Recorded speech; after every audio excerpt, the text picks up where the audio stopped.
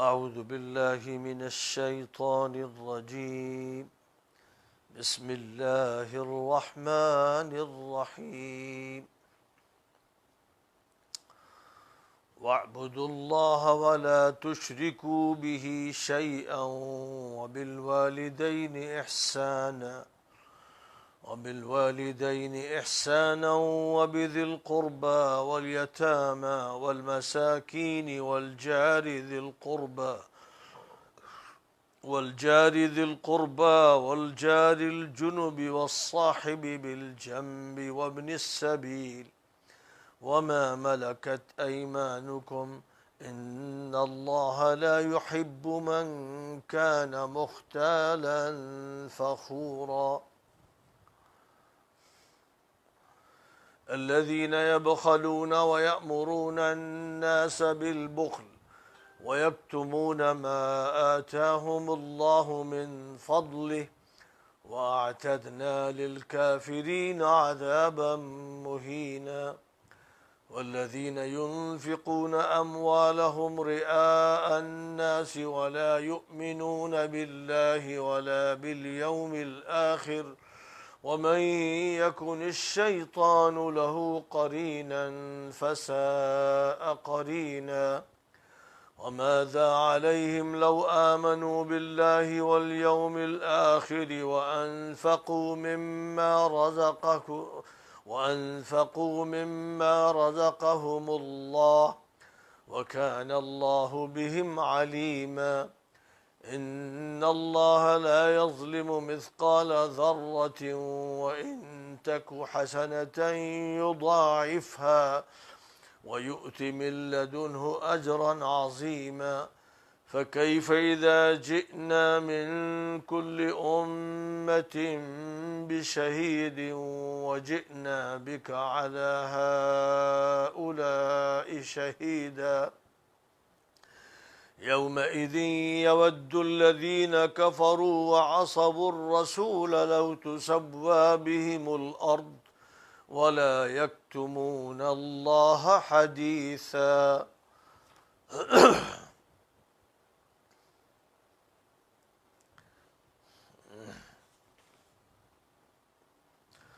اور اللہ کی بندگی کرو، اس کے ساتھ کسی چیز کو شریک نہ ٹھہراؤ، اور والدین کے ساتھ حسن سلوک کرو، اور رشتہ داروں، یتیموں، مسکینوں اور رشتہ دار پڑوسی اور اجنبی پڑوسی اور پہلو میں بیٹھنے والے ساتھی اور مسافر اور اپنے غلاموں اور باندیوں کے ساتھ بھی حسن سلوک کرو۔ بے شک اللہ تعالیٰ ایسے انسان کو پسند نہیں فرماتا جو اکڑنے والا اور گھمنڈی ہوتا ہے۔ ایسے لوگ کہ جو بخل کرتے ہیں اور لوگوں کو بھی حقوق کی ادائیگی اور دینی کاموں میں بخل پر آمادہ کرتے ہیں، اور جو کچھ اللہ نے اپنے فضل سے انہیں عطا کر رکھا ہے اسے چھپاتے ہیں، اور کافروں، منکروں، ناشکروں کے لیے ہم نے رسوا کن عذاب تیار کر رکھا ہے۔ اور ایسے ہی وہ لوگ جو لوگوں کو دکھانے کے لیے اپنے مال خرچ کرتے ہیں اور نہ اللہ پر ایمان رکھتے ہیں نہ آخرت پر، اور جس کا شیطان ساتھی ہو جائے تو وہ بڑا بدترین ساتھی ہے۔ ان کا کیا چلا جاتا اگر وہ اللہ اور آخرت پر ایمان لاتے اور اللہ نے جو کچھ عطا فرما رکھا ہے اس میں سے خرچ کرتے، اور اللہ ان سے خوب اچھی طرح واقف ہے۔ اللہ ذرہ برابر ظلم نہیں کرتا، اگر بندے کی طرف سے نیکی کی بات ہوتی ہے تو اسے کئی گنا بڑھا دیتا ہے اور اپنے پاس سے اسے عظیم اجر عطا فرماتا ہے۔ اس وقت لوگوں کا کیا حال ہوگا جب ہم ہر امت کا ایک گواہ لا کھڑا کریں گے اور ان لوگوں پر گواہ کی حیثیت سے آپ کو سامنے لائیں گے۔ اس دن کافر اور رسول کی نافرمانی کرنے والے تمنا کریں گے کہ کاش انہیں زمین میں دھسا دیا جاتا، اور وہ اللہ کے سامنے کسی بات کو چھپا نہیں سکیں گے۔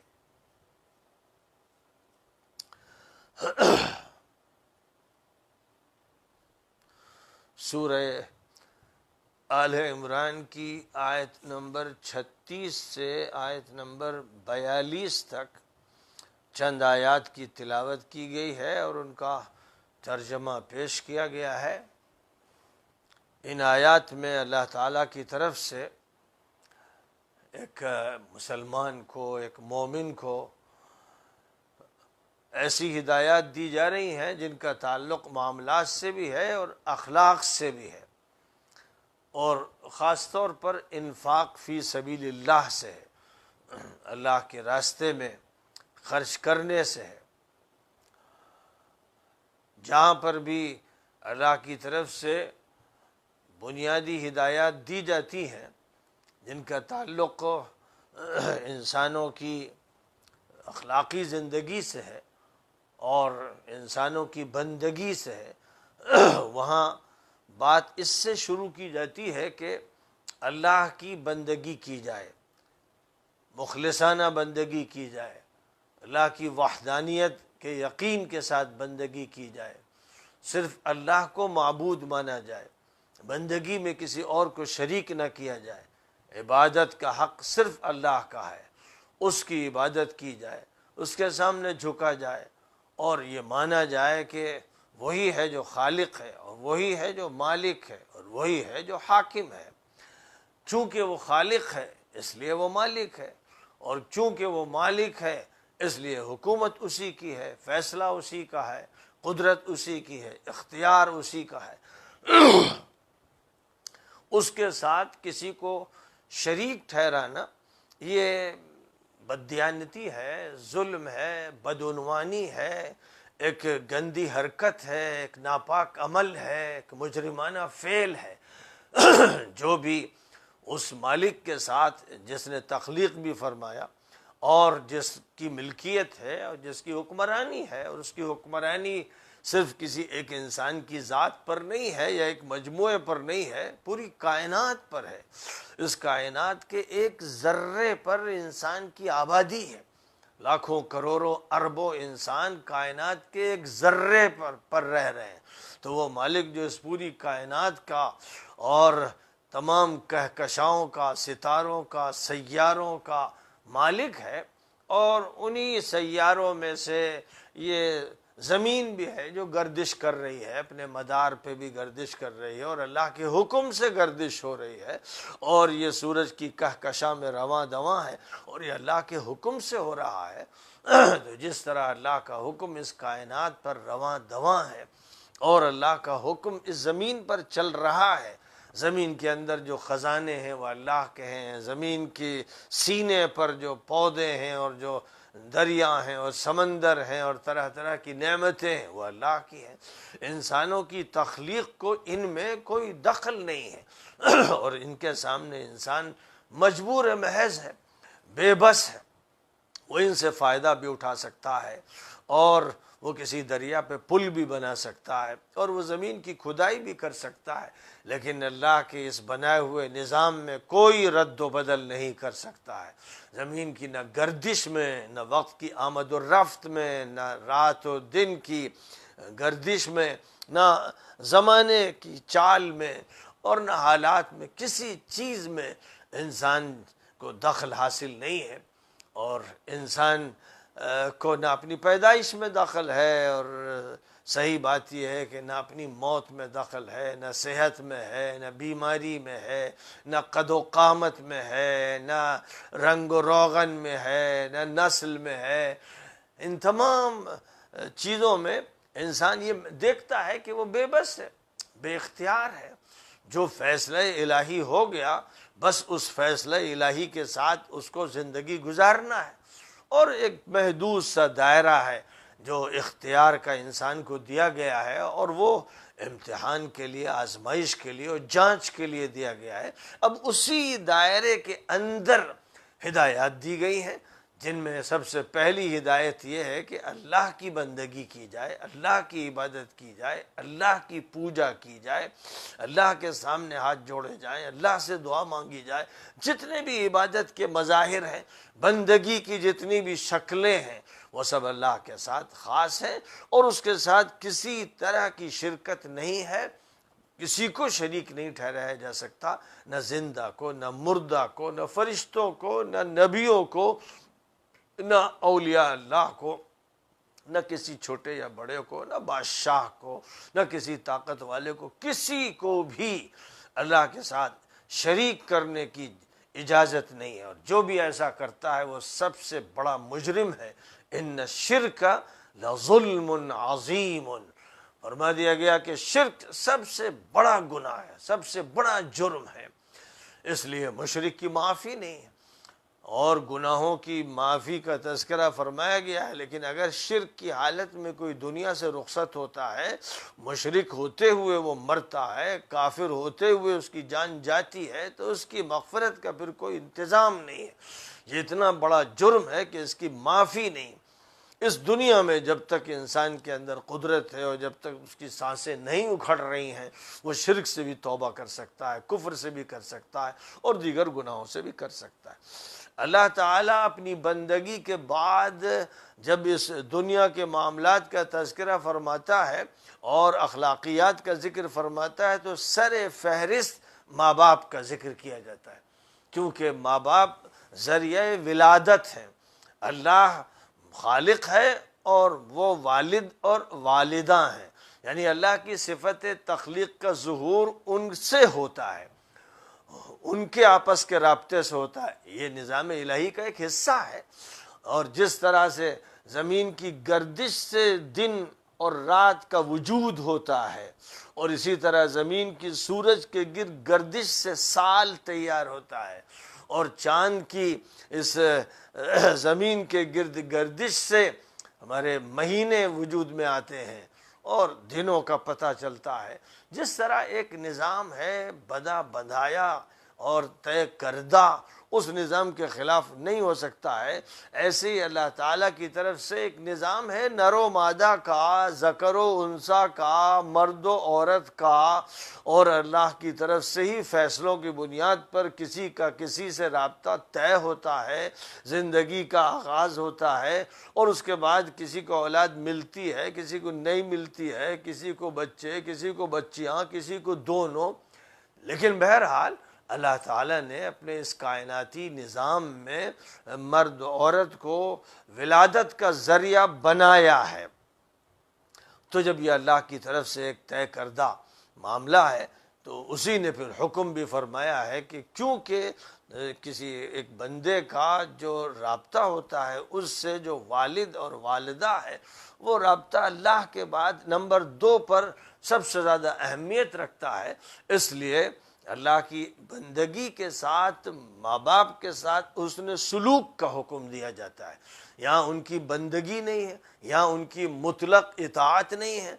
قرآن پاک میں مختلف مقامات پر یہ بات بھی فرما دی گئی کہ اگر ماں باپ تمہیں مجبور کریں کہ تم شرک کرو، تو یہ بات تمہیں ان کی نہیں ماننی ہے۔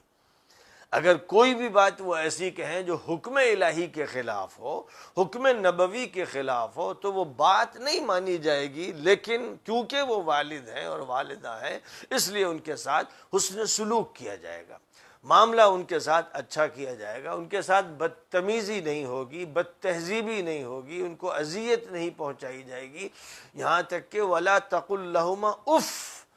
اف بھی نہیں کیا جائے گا۔ وَلَا تَنْهَرْهُمَا، ان کو جھڑکنا یہ تو بہت آخری درجے کی بات ہے، لیکن اس سے پہلے صرف کسی چیز پر اپنی تکلیف کا احساس کرتے ہوئے اس کا اظہار کرنا، افو،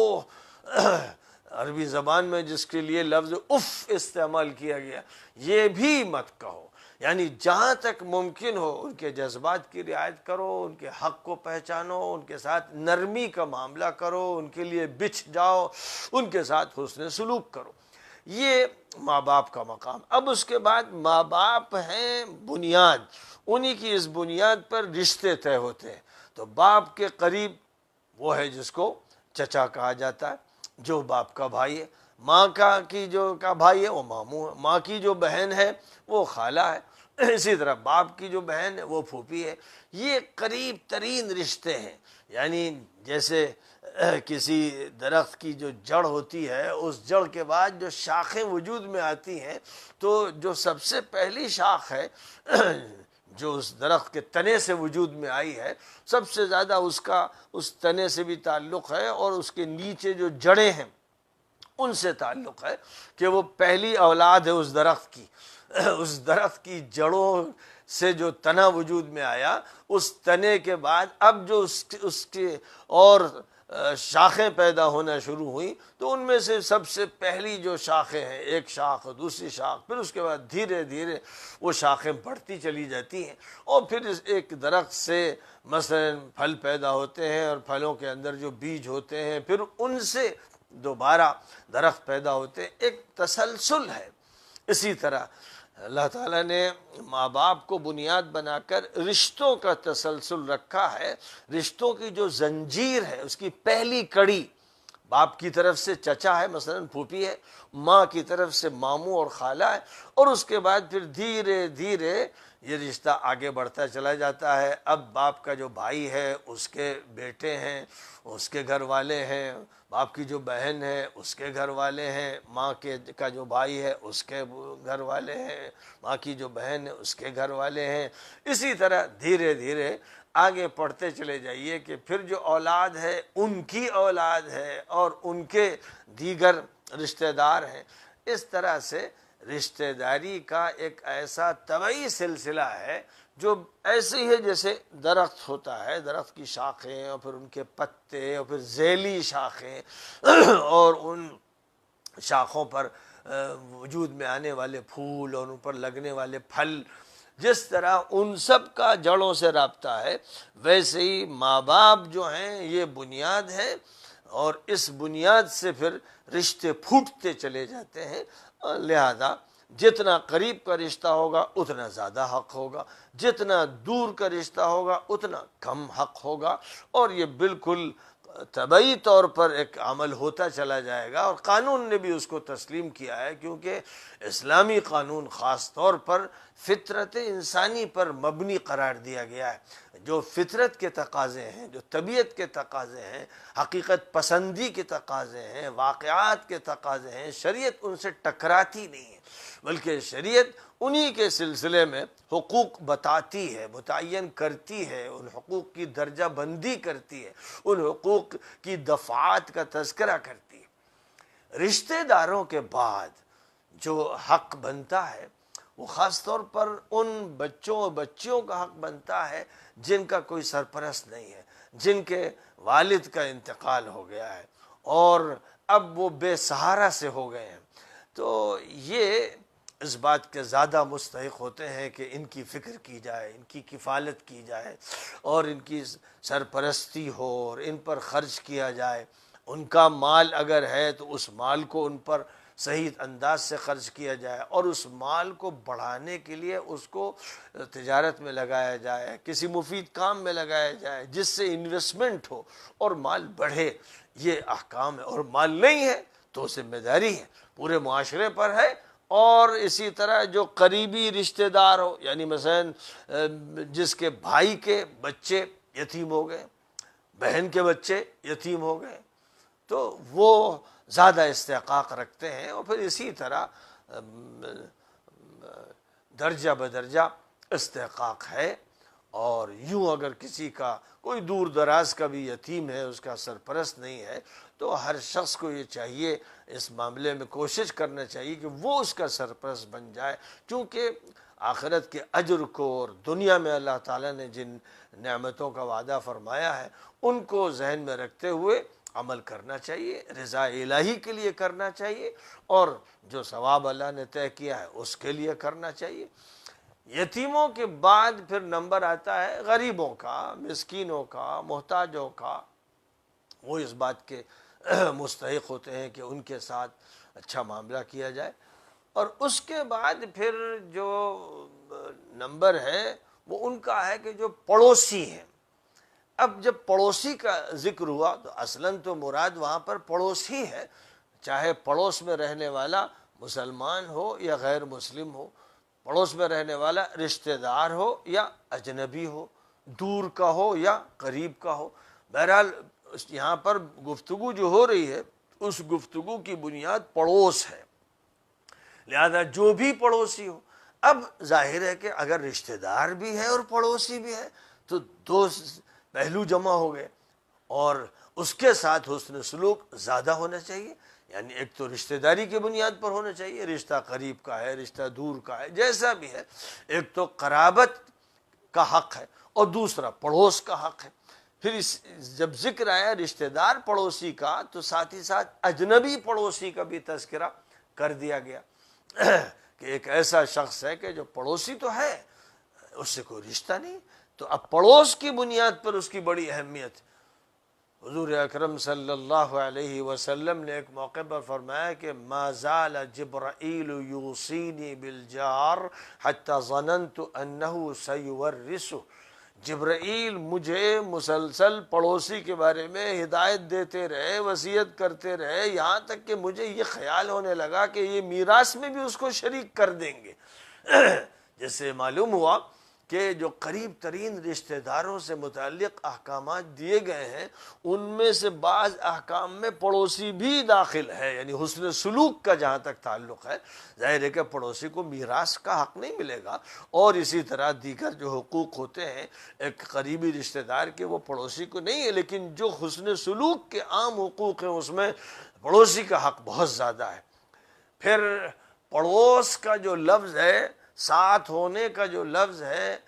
قریب ہونے کا جو لفظ ہے، اس کو اتنی وسعت دی قرآن پاک نے کہ وہ شخص جو تھوڑی دیر کا ساتھی ہے، مجلس میں آ کر بیٹھ گیا، اس کا بھی ایک حق ہے. سواری میں ساتھ بیٹھ گیا، اس کا بھی ایک حق ہے. سفر میں ساتھ ہے، اس کا بھی ایک حق ہے. اب اس اعتبار سے کہ کون کتنے دیر کا ساتھی ہے، اس اعتبار سے اس کے حق میں اضافہ ہوگا یا کمی ہوگی. کوئی شخص ایسا ہے جو تھوڑی دیر کا ساتھی ہے تو اتنی دیر کا بھی وہ مستحق ہے کہ اس کے ساتھ اچھا معاملہ کیا جائے، اس کے ساتھ اچھے تعلق کا اظہار کیا جائے. اور وہ جو مسلسل ساتھی ہے، اکثر ساتھ اٹھتا بیٹھتا ہے، اس کے زیادہ حقوق ہیں. سفر کا ساتھی ہے تو اب ظاہر ہے کہ سفر کے دوران اس کا اہتمام ہونا چاہیے. اور پھر یہ کہ وہ سفر کا ساتھی ہے، اب وہ ایک پہلو سے زندگی کا بھی ساتھی ہو گیا کہ سفر کی یادیں تازہ رہیں گی اور ان یادوں کی وجہ سے تعلق زندہ ہوگا، اس لیے اس کی بڑی اہمیت ہوتی ہے. تو بہرحال یہ فرمایا گیا کہ جو پہلو میں بیٹھنے والا ساتھی ہے، چاہے وہ مجلس میں بیٹھ رہا ہے یا سواری پر بیٹھ رہا ہے،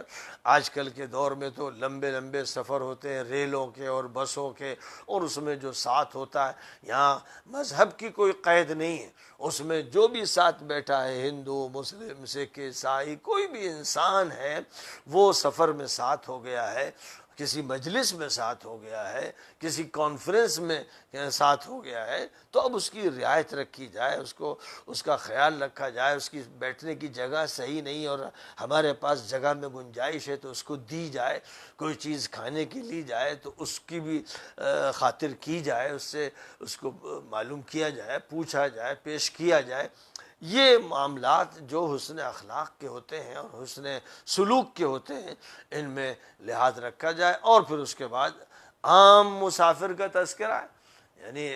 جو بھی مسافر ہے، چاہے اس کے ساتھ نہ ہو، صرف گزر رہا ہے، ہمارے گھر سے، ہماری دکان سے، ہمارے کھیت سے، ہمارے کھلیان سے، وہ مسافر متعارف ہو رہا ہے. ہمیں یہ معلوم ہو رہا ہے کہ محلے میں ایک مسافر آیا، ہمیں معلوم ہے کہ مسجد میں کسی مسافر کا قیام ہوا ہے، تو میں یہ کہ وہ مسافر ہے اس کے ساتھ بھی اچھا سلوک کیا جائے، اچھا معاملہ کیا جائے کہ ہر مسافر مسلم سوسائٹی میں محسوس یہ کرے کہ میں اپنے گھر میں آیا ہوں، اس کو اجنبیت محسوس نہ ہو. اہلن باہلن وجیرانن بجیرانی والی جو بات ہے کہ گویا وہ گھر والوں سے آ کر مل گیا، اور گویا کہ جیسے پڑوسیوں کے ساتھ معاملہ ہوتا ہے اس طرح اس کے ساتھ معاملہ ہو رہا ہے. تو مسافر اجنبیت نہ محسوس کرے، یہ مسلم معاشرے کی خصوصیت تھی. اور اسی کا یہ نتیجہ تھا کہ ایک بخارا سے شخص چلتا تھا، خراسان کے علاقوں سے گزرتا ہوا، ایران سے گزرتا ہوا، عراق جاتا، شام جاتا، مصر جاتا، اور سفر کرتے کرتے وہ مراکش اور اسپین پہنچتا، اور ہر جگہ اس کو ایسا لگتا جیسے اپنے لوگ ہیں، اپنے بھائی ہیں، اپنا ماحول ہے اور اپنے محلے ہیں. اپنے پڑوسی ہیں۔ یہ بات اسلام کی تربیت کے نتیجے میں پیدا ہو گئی تھی، اور پوری مسلم دنیا مسافروں کا استقبال کرتی تھی اور ان کی فکر کرتی تھی، اور اگر وہ ضرورت مند ہوتے تو ان کی خدمت کے لیے اللہ تعالیٰ کی طرف سے ہدایات تھیں، یہاں تک کہ زکوٰۃ میں بھی ان کا حصہ رکھا گیا اگر ایسی ضرورت پڑے، ورنہ اصل تو یہ ہے کہ ان کو عطیہ دیا جائے، ان کی خاطر کی جائے، ضیافت کی جائے۔ بہرحال ایک طرف یہ احکام ہے۔ اب ان کے مقابل میں وہ شخص جو اکڑتا ہے، اتراتا ہے، گھمنڈی ہے، مغرور ہے، بد معاملہ ہے اور کنجوس ہے اور بخیل ہے، اللہ تعالیٰ اس کو بالکل پسند نہیں کرتا۔ ایسے انسانوں کو اللہ پسند نہیں فرماتا ہے جو خود بھی بخل کرتے ہیں اور دوسروں سے بھی کہتے ہیں کہاں پیسہ اپنا ادھر ادھر ضائع کرتے ہو، ارے ان لوگوں پر خرچ کرنے کی کیا ضرورت، اپنی فکر کرو، اپنے گھر والوں کی فکر کرو۔ جو لوگ اس طرح کی بات کرتے ہیں اور خیر کے راستوں کو روکتے ہیں، اور اللہ تعالیٰ نے ان کو بھی جو نعمت عطا فرمائی ہے اس سے کسی دوسرے کو مستفید نہیں ہونے دیتے، ان کے لیے رسوا کن عذاب اللہ نے تیار کر رکھا ہے۔ اسی طرح ایک اور قسم ہے ان لوگوں کی جو دکھاوا کرتے ہیں، خرچ کرتے دکھانے کے لیے، ریاکاری، نمود، نمائش، ان کی وجاہت ہو، ان کی عزت ہو، ان کی ایک پہچان بنے، اس لیے پیسہ خرچ کر رہے ہیں۔ اللہ پر ایمان نہیں ہے، آخرت پر یقین نہیں ہے، اور اللہ کی رضا مقصود نہیں ہے، دنیا داری مقصود ہے، دنیا داری کے دھندے ہیں الگ الگ، اس کے الگ الگ طرز اور ڈھنگ ہیں، تو ان کے پیش نظر یہ ہوتا ہے۔ ایسے لوگ بھی محروم ہیں، اور خدا تعالیٰ ان کے صدقے کو، ان کے معاملے کو قبول نہیں فرمائے گا۔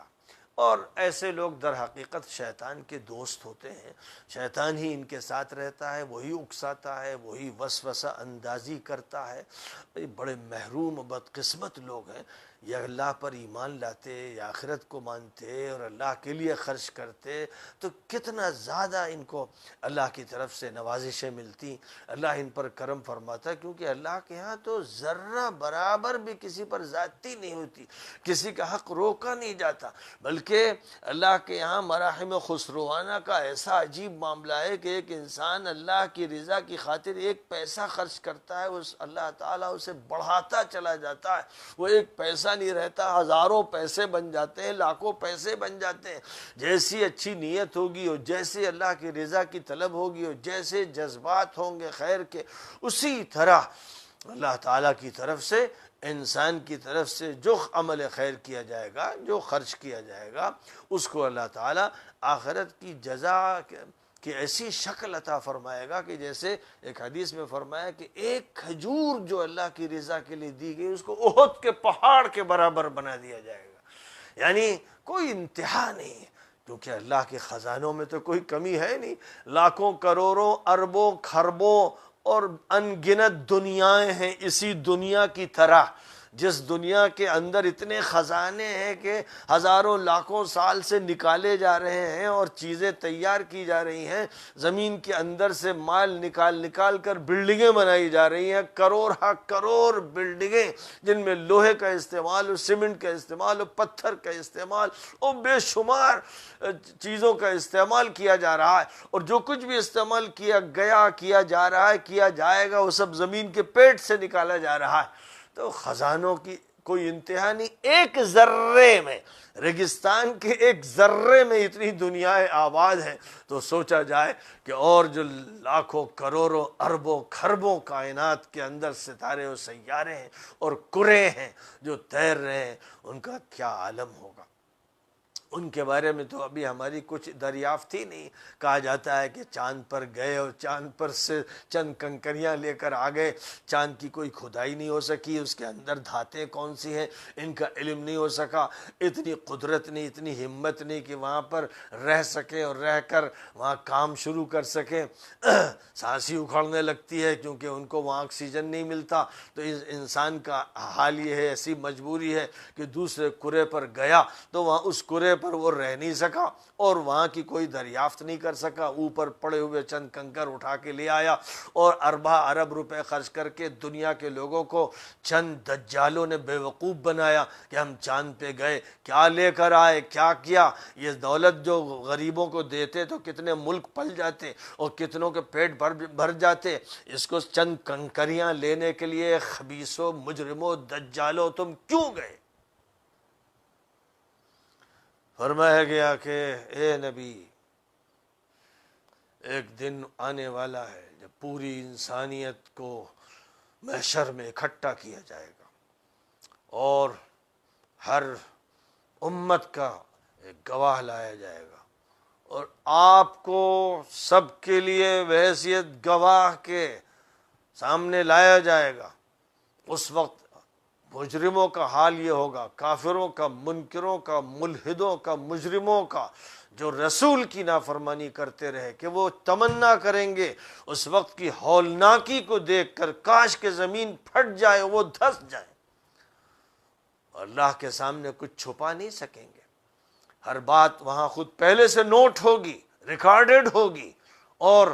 حالت یہ ہوگی کہ زبان کو بند کر دیا جائے گا تو ہاتھ پیر بولیں گے, کھالیں بولیں گی, اور انسان ہکا بکا دیکھے گا کہ میرے خلاف گواہیاں میری کھال دے رہی, میرے اعضاء دے رہے ہیں. یہ سب باتیں آج کہہ دی گئی ہیں, ابھی سے بتا دی گئی ہیں کہ یہ ہوگا. 100-200 سال پہلے کوئی یہ نہیں سمجھتا تھا کہ پلاسٹک بولے گا اور کیمیکل بولے گا اور ٹیپ بولے گا اور سی ڈی بولے گی اور ریکارڈر بولے گا. کوئی خواب میں بھی دیکھتا تو لوگ کہتے کہ کیسا خواب دیکھتا ہے, تو اس پر جن آ گیا ہے. تو جو چیز ابھی ایک مدت پہلے ناممکن تھی ممکن ہو گئی. تو جب اسی دنیا میں اللہ تعالیٰ ممکنات کو دکھاتا چلا جائے, آگے جب وہ بتا رہا ہے قطعی طور پر اپنی کتاب میں کہ یہ اور یہ ہوگا, تو اس میں شک کرنے والا انسان مجنون ہے, بد دماغ ہے اور بے حس ہے, جس کے اندر سمجھ نام کی کوئی شے نہیں ہے کہ وہ دنیا ہی کے حالات سے اگر عبرت حاصل کرے تو قیامت پر یقین میں ادنا دیر نہیں لگتی. اسی دنیا میں لوگ قیامتیں دیکھ رہے ہیں, چھوٹی چھوٹی قیامتیں دیکھ رہے ہیں, طوفانوں میں دیکھ رہے ہیں, زلزلوں میں دیکھ رہے ہیں, ہر طرح کی تباہیوں میں دیکھ رہے ہیں کہ کس طرح بموں کے ذریعے سے پہاڑ جیسے مضبوط قسم کے پتھر اور چٹانیں اڑا دیے جاتے ہیں, دھنک دیے جاتے ہیں. بڑی بڑی مضبوط لوہا لاٹ عمارتیں اس طرح پٹخ دی جاتی ہیں کہ جیسے کسی آب خورے کو پٹخ دیا گیا. اپنی آنکھوں سے یہ سب دیکھ لیتے ہیں, اس کے بعد بھی قیامت پر یقین نہیں کرتے, بار بار قیامتیں دیکھ رہے ہیں. اور آج کل کا جو دور ہے قرب قیامت کا جو دور کہلاتا ہے, اس میں تو روز مرہ قیامتیں ہیں, یہ مصنوعی بھی ہیں اور غیر مصنوعی بھی ہیں. یہ دھماکے دار جو آلات ہیں ان کے ذریعے بھی قیامتیں ہیں, بموں کی قیامتیں. حدیثوں میں جب فرمایا گیا تھا کہ قذف ہوگا اور مسخ ہوگا, یعنی مارا جائے گا اور اوپر سے گویا بم گرائے جائیں گے. لفظ بم استعمال نہیں ہوا, لیکن جو بم گرانے کے لیے لفظ استعمال ہوتا ہے وہ استعمال ہوا, جس کا مطلب یہ ہوا کہ نبی پاک علیہ الصلاۃ والسلام نے جب یہ بیان کیا تھا تو اس کا مطلب یہ نہیں تھا کہ صرف زلزلوں سے ایسا ہوگا یا قوم لوط پر جس طرح پتھروں کی بارش ہوئی ایسی ہوگی, بلکہ انسانوں کا حال یہ ہوگا کہ وہ خود اپنی آبادی پر ایسے بم برسائیں گے جس سے عمارتیں ٹوٹ جائیں گی, چھتیں ٹوٹ جائیں گی, محلے تباہ ہو جائیں گے, شہر ویران ہو جائیں گے, قیامت کا منظر سامنے آئے گا. تو حضور پاک علیہ الصلاۃ والسلام نے جس طرح یہ دیکھ لیا تھا کہ ایک وقت آئے گا کہ جزیرۃ العرب کے اندر پارک ہوں گے اور باغ ہوں گے اور چمن ہوں گے, ایک وقت ایسا آئے گا کہ یہ جو بدو ہیں جن کو چپل نصیب نہیں اور ٹوپی نصیب نہیں اور صحیح کپڑے نصیب نہیں, یہ لمبی لمبی اونچی اونچی بلڈنگیں بنائیں گے, ایسی بلڈنگیں بنائیں گے کہ لوگ دیکھتے رہ جائیں گے. یہ سب باتیں حضور پاک علیہ السلام نے 1450 سال پہلے کہہ دی تھی. اس لیے معلوم یہ ہوا کہ جو باتیں کہی گئیں اس سلسلے میں کہ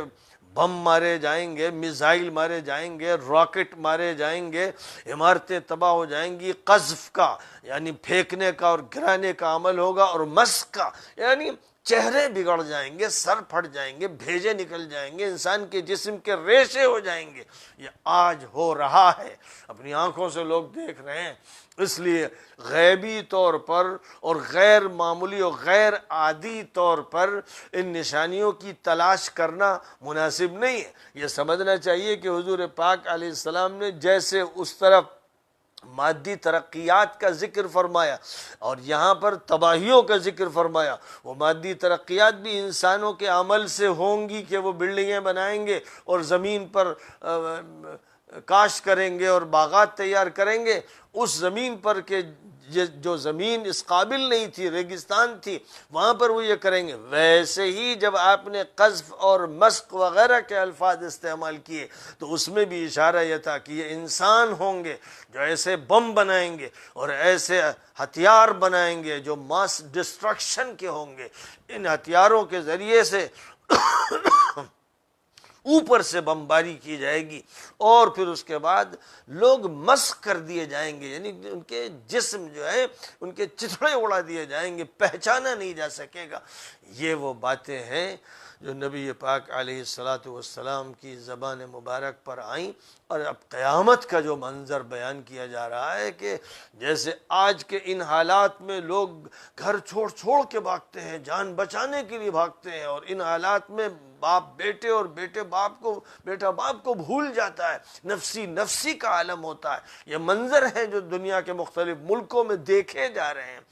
قیامت میں حالت یہ ہوگی کہ ایک ہی منظر کا تذکرہ ہے کہ جن لوگوں نے اس دنیا میں نافرمانی کی زندگی گزاری وہ چاہیں گے کہ زمین پھٹ جائے، وہ دھسا دیے جائیں۔ اس وقت ان پر جو کیفیت کرب کی ہوگی، اس کرب میں وہ یہ گوارا کرنے کو تیار ہوں گے کہ ہمارے چتھڑے اڑا دیا جائے، زمین ہمیں کھا جائے، لیکن ہمیں اس منظر کو نہ دیکھنا پڑے۔ یہ ایک جھلکی، بے شمار جھلکیاں قیامت کی قرآن پاک میں پیش کی گئی ہیں، الگ الگ مناظر کا تذکرہ کیا گیا ہے، کہیں کسی منظر کا اور کہیں کسی منظر کا، اور یہ بتا دیا گیا ہے کہ اللہ جو عالم الغیب ہے اس نے ہر انسان کی تمام معلومات کو نوٹ کروا دیا ہے اور سب ریکارڈ ہے، اور یہی ریکارڈ ہے جو بجنا شروع ہو جائیں گے، یعنی انسان کے جسم سے بھی اور الگ سے اعمال نامے کی شکل میں بھی، اور اسی طرح زمین بولے گی، اور اللہ جس کو بھی چاہے گا قوت گویائی عطا کر دے گا، اور اس قوت گویائی کے نتیجے میں ہر بات کھل کر سامنے آ جائے گی۔ وآخر دعوانا ان الحمد للہ۔